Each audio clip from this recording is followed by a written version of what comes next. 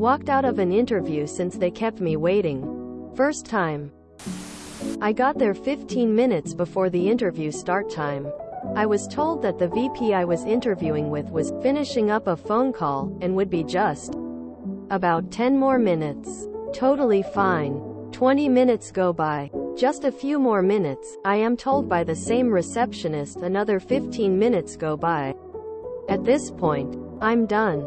I walk up to the receptionist and told him that clearly this was a bad time for the VP.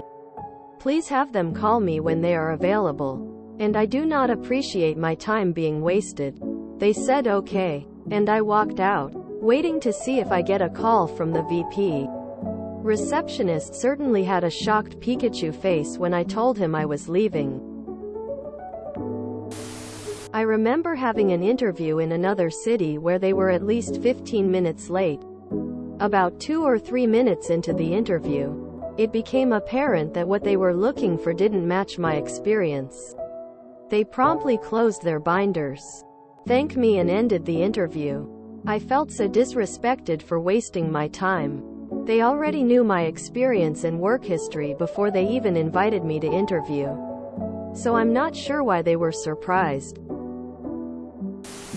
I had an interview for a construction job some 8 years ago. Was recommended by a buddy who worked there, and the boss called me in for an interview. The office was about a 45 minutes 1 hour drive from my house. But I was told I wouldn't have to report in every day. Day of the interview, I pull in 15 minutes early and waited in the parking lot. The office, I noticed, seemed to be dark, so I walked up and tried opening the door. It was locked. I called the boss. He didn't answer. Then I tried calling my buddy. He said he will try to get a hold of him and call me back. 10 minutes later, the boss texts me the address that he is going to at job site, and apologized about not showing up at the office. He forgot about the interview. He also said we can do the interview while doing a site visit. No problem. I will be there as fast as I can. An hour drive later, I arrive at the job site, text the boss that I'm there, and wait for him to come out. 10 minutes later, I text my buddy. No answer. 20 minutes later, still no word from anyone. I get pissed off and leave. I called the boss and left him a message saying if he was serious about wanting to hire, he would have to call me. I get a call from him about 4 hours later, but I don't answer. He leaves a message saying he didn't have reception at the house, and if we wanted to schedule another time, I should call him back. Never ended up calling him back. I was too pissed off. I even told my buddy that his boss was a dick, and I couldn't work for a dick like that. Moral of the story: don't let people waste your time. If they do, answer and put them on hold for 15-20 minutes. Probably won't call back. You're already challenging authority in their eyes. On the contrary, today I had an interview where I was half an hour early. My interviewer apologized for not being there yet and that I had to wait 5 minutes. Like wow, I was way earlier than scheduled and we started 25 minutes earlier. And he still somehow apologized. Instant green flag. I actually would stay for the interview and then say, I'm really excited. There is no expectation here of punctuality, because I am a habitually late person. And the stress of trying to be on time for work in a society that doesn't appreciate that I am just not a morning person is taking literal years off of my life. So I really look forward to being late every day and not stressing about it. Time is eternal, after all. I've done this too, depending on how the HR or recruiting team acts.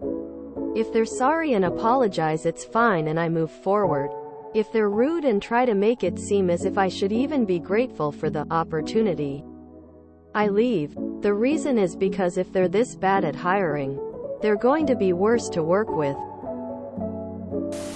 I feel like this behavior is a type of grooming they do for abusive BS they are going to pull on. you when you work there.